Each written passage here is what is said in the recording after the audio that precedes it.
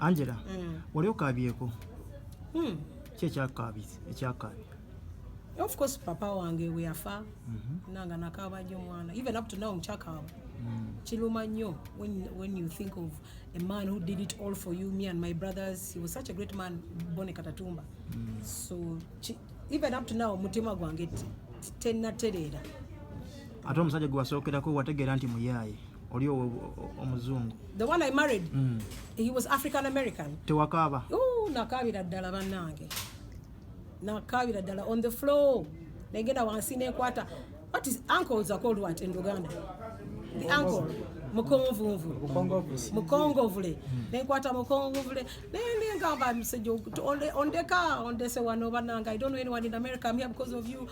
Toino genda nagamba, get away from me, Angie. Don't you know nothing lasts forever? Can you imagine? Sajja yambulira those words. Kubanga mbadde mugamba we are married, we are supposed to be together forever. Nagamba, F off, Angie. Don't you know nothing lasts forever? I'll never forget those words. And he was right. That's actually situation eyo is the situation that made me wake up and say, you know what? Nino kwekolera kubanga eby'abasajja nga si byangu. Okay, nga tunatera okumaliriza. We have released 3 songs. Mufere, which now njagala kugidedicatinga to Shumu kuchitegeera kubanga now court has confirmed that he's a Mufere. So now I'm going to dedicating it. Then another song is For Your Love, and then the one I've released today is called I Don't Cook. Enyimbo linga ziweereza dadi Andrew ate Mufere I Don't Cook. I don't cook. Mufere no, Mufere for all the baferi. Ochitegeera. Anti wali ogamba dadi Andrew yali Mufere. Yeah, mani. But what I know the real Mufere is Shumuk. Oli yesi Mufere.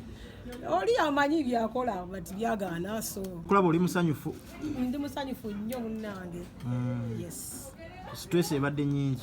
Stress ebadde nyingi ate ebeera nyingi kubanga that's just one case. This is just the beginning. Tetuna malawo kubanga after this now waliwo appeal. Ochitegeera, that's the most important one kubanga twamwangudde nga lawyer tulinawe ababulidde. Twamuwangudde ali in court. They ordered him. The only reason achali wa Katatumba Sweets kubanga my dad had sold it for $5 million. Shumuki asasula $3 million. Nagana kusasula the balance of $2 million. So because at least there was intention to sell and intention to buy, that's why he's there. Bamugambia atusasule balance yafe, which every year goes up. As of now, tuliku $14 million.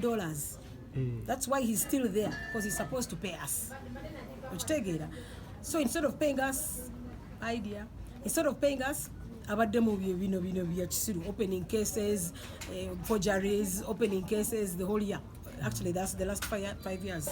So the war is still there, but at least a milestone jetumaze of convicting him as a criminal is a very, very important one. Kubanga at least now fena tumanyi we are dealing with a criminal.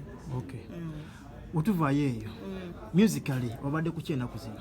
Music Masters Records bawandise album yange 15 songs. Album mpitirivu nnyo bagita masterpiece.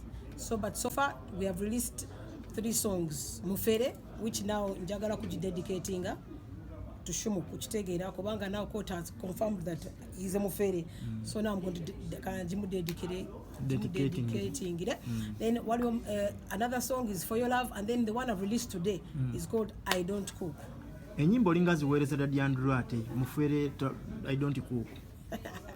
I don't cook. Mufere no, Mufere for all the baferi. Ochitegeera. Anti wali ogamba dadi Andrew yali Mufere. Yeah, mani. But what I know the real Mufere is Shumuk. Oli yesi Mufere. Oli amanyi byakola but byagaana so. I don't cook. Akayimba kanera wakaweereza ye. I don't cook, just omanyi akayimba I don't cook to uplift women. Ochitegeera. Kubanga Africa ekyali so behind. Waliwo abantu, they don't educate women, just they educate boys. Ochitegeera. But the message is, women, you are more than just to go and be a man's slave in the house. Ochitegeera. It's important to educate both your women and your boys and your men. So the I don't cook message is to uplift women, Get out of the kitchen. You are more than just a slave in a house somewhere to be married and chosen. Go out, make money, go to court cases, win. Go and do music, make money. Angela, obubaka bw'osindika obwo olowooza toyino n'amaka g'abantu kono n'abakazi bafumbo. Nedda, just actually nyamba amaka abantu kubanga omukazi wali happy. Wali musanyufu. Anti gwe omugaana okufumba, omugaana okwoza engoye, omugaana okola buli kimu. Anti kubanga njagala agende akole sente nga Angela Katatumba nze nkola sente, then I hire people to do all those domestics. Omukazi alina kufumba singa chai if she wants. If mu mutima gwe chayagala okukola kufumba, then afumbe. What I don't want is oli mukazi, you are only raised to go and cook and you force a woman to cook. That's what I'm against. Kitegeera eyo sikyagala. Ate bw'olaba majority of women baba gamba nti olina okufumba, olina okuyoza, olina okukola ebyo byonna. Kitegeera, which is forcing a woman to be a slave. According to African culture, it's supposed to be like that. African culture is still behind. Even before slavery was also part of the tradition. Was it right? No. Before women were not allowed to vote, was it right? No. So we are moving up. That's why you are wearing Western clothes, holding Western cameras. We are becoming westernized. We are becoming educated. We are beginning to understand that women can be presidents. Women can be judges, magistrates. The magistrate who was just convicted, Shumuk, was a lady. So we are beyond the kitchen. That's the message. Angela, olinga yazaliwa mu nsi enkyamu. Enkyamu eki. Like you're not supposed to be born in Uganda. Now, first of all, I wasn't born in Uganda and I wasn't raised in Uganda. So of course I'm exposed, and I know independent women are so happy. But here African women busy abusing everybody, busy frustrated, bazala da, all the kids in the country, Abasajja, they are cheating on them morning, noon and night, but frustrated, because they are following copy and paste. You're a woman, grow up, and they back marrying what is that? But women who are independent abroad and are making money and are flying around the world are happy, and they are benefiting, and they are of use to a family. Nawe oyagala omukyala alese sente, nawe olese sente. Bw'osanga nga ebintu biri tough, toyina sente, oyagala omukazi naye agamba, oh sweetheart, you needed 20 million, here is 30 million. Okitegeera, toyagala ng'omusajja toyina sente, nawe omukazi omutadde wansi ali awo na adjust akutunulira n'abaana bonna bakutunulira. Is that what you want? Is that a happy home? A happy home is everybody supporting each other. Chenjagala. Every woman's dream is to have a husband. Every woman's dream. Yeah. That is a very general statement. To be called maybe Mrs. and Mrs. That's not every woman's dream. Which kind of a man would you love to have? I would love to have a man who's supportive towards me. I just stop generalizing. Not every woman out here wants to have kids, wants to be married. No. That's the African way of lying to yourselves. There are so many women abroad who are happy being independent, without kids, without marriage. They end up becoming married. Who told you that? They are the happiest people in the world. Kuanga, they don't have responsibilities. They become sugar mummies, they use young boys. Not all. But even those who have sugar mummies can afford young boys, meaning they are happy and they have choices and they have money. So because time it's just Africans where you are just behind so focused on that tradition of copy and paste. We are supposed to have wives, we are supposed to have kids, we are supposed to be married. One thing you are supposed to do in this world is make money. Because money is not everything, but everything needs money. That is where the focus should be. But in Africa, the focus is gendo ozale, gendo wase, tulikuchi. People have money, but they are not failing in life. That one is different, because it's not that you are guaranteed 100%. Nobody has a perfect life, but you are happier when you have money. You'd rather be unhappy, but at least you have money, than being broke and unhappy. So Angela, tugambe tugenda kuzaala. Tewali pressure kubanga nkyali mu tsohane kitegeera siri ku timetable yammwe, ndi ku timetable yange kitegeera, nina sente zange. I can do what I want, when I want, how I want, in the time that I want kitegeera. Options are so many, so siri ku pressure. Oba oyagala kuzaalira ku myaka gya Saalono w'omu Bible. Tell us the qualities of that man. If that's what God has decided, it's okay. It's like follow God's things. The qualities of the man, I want a man who is supportive. Sagala men abajja ne kasigiri na kamanyiro. You a woman, leave your father's things. Ebya coat biveyo, ebyo kola sente biveyo, gendo tule mu nyumba yange. Kati gwe kikuluma Okitegera sagala that one. Ze change agala. A man who supporting her. We support each other. Bolaba that it makes me happy not to cook and to go and make money. Support me. Toja no nchusa. My dad said that the minute relationships start breaking is when you start forcing someone to change. Angela, kati gwe kikuluma lwakuba nti nno omusajja bwakumaringa akujja mu bintu bya kitaawo kale bw'obisigalamu era sitira ogenda mu bufumba. Auntie, that's part of the understanding. Omusajja alina understanding ati no one omuwala taata we yamulese bino byonna bibye akola kuzi sustaining. So that's part of the understanding. So Abasajja, some don't understand it. They're like, vayo, nina, I have my house somewhere there in the corner. Kubanga, I'm the manager, come there. There's no deal. What is that? We're not quite understanding and understand that situations are different. What we have all about China go and be their savior. What we have all about now. Go and work with them or be vehicle. It's like you're fighting for women. I'm fighting for women. But we have seen women being harassed. For example, she was harassed. But we never saw your voice. Harassed how? Sexually. They are being harassed.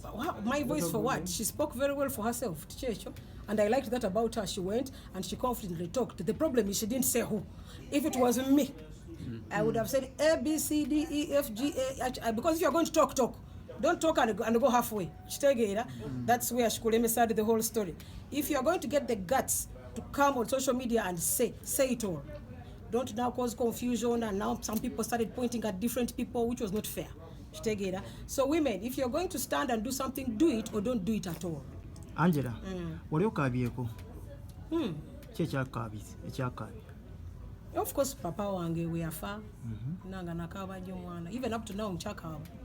Chiluma nyo, when you think of a man who did it all for you, me and my brothers, he was such a great man, Angella Katatumba. So even up to now, mutima gwange tena terera. Ate omusajja gwe wasookerako wategeera nti muyaye oli omuzungu. The one I married, he was African American. Tewakaaba? Nakabira ddala bannange. Nakabira ddala on the floor. Negenda wansi nekwata. What is uncles are called what in Uganda? The uncle. Mukongovule. Nekwata mukongovule. Ngamba msejo ondeka ondese wano bannange. I don't know anyone in America. I'm here because of you. Toino genda nagamba. Get away from me, Angie. Don't you know nothing lasts forever? Can you imagine? Saja yambulira those words. Kubanga mbadde mugamba we are married, we are supposed to be together forever. Nagamba F off, Angie. Don't you know nothing lasts forever? I'll never forget those words. And he was right. That's actually situation eyo is the situation that made me wake up and say, you know what? Nino kwekolera kubanga ebyabasajja nga si byangu. Okay, nga tunatera okumaliriza. Gravity omuntu gye nentu amulabyeko nga akaaba. P7Z naye n'akaaba. Abayimbi ka trend ezeemu yakukaaba. Kiryoko omuyimbi okujja okukabira amaaso g'abannamawulire. If waliwo ekibatawanya mu mutima gwabwe, if they feel like crying bakaabe. Life, let them be free. Oba baagala kaaba bakaabe, oba baagala kuseka baseke.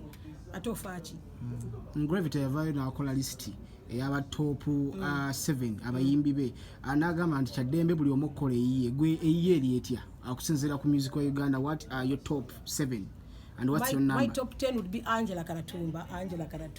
As in number? Angella Katatumba 1 to 10. Ate bebe kuru ne kamiliyoni nga tobogedde. Okay, those ones come 11, 12, 13. In a nutshell, it's all about Angella Katatumba. So number 1, Angella Katatumba. Up to number 10, Angella Katatumba. Then, but the rest will fall in line. It's fine. Okay. So you don't believe they are legends? They are. I'm sure if you ask them, also them, they are probably number 1 to 10. So everybody their own list. Yes. So for me, mine 1 to 10, Angella. Okay. tukugyeko enga sadde ndowooza jaweze emyaka 2 bukyanga pasita Pastor Yiga ava mu bulamu bw'ensi Yeah. nga gwe Angela yakolako n'oluyimba ne pasita Yiga twalaba yakuwandikira oluyimba this boy right Yeah. okyogerako ki Of course, Pastor Yiga, may he continue resting in peace. Abadde mukwano gwange nnyo. Ate olaba his last days were him writing a song for me, this boy. So he made me feel so special, Bambi, and I'll never forget that about him. So of course I'll always just mulozako, and I pray for God to receive him in heaven. Titwakulabye Kawaala. Watolabye mbadde mbizeemu ebyakooti biki ebyange byabadde mbadde just so busy. But otherwise, I'm with them always in prayers.